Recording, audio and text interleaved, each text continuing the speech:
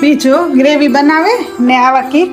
pasta બનાવે ને ready કર્યા એ ઓવન ચાલુ કરી દીધું તો એ વાળા ઉપર ચીઝ નાખે ને ઓવનમાં જરીક વાર મૂકે દા પાસ્તા બને રેડી થઈ ગયા ચીઝ પણ ઉપર નાખી દીધી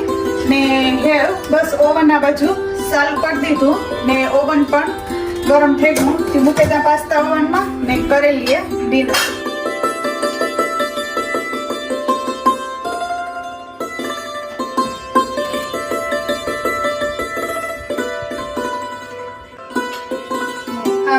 गरमा गरम नाइस बनेगा तो हेलो करे लिए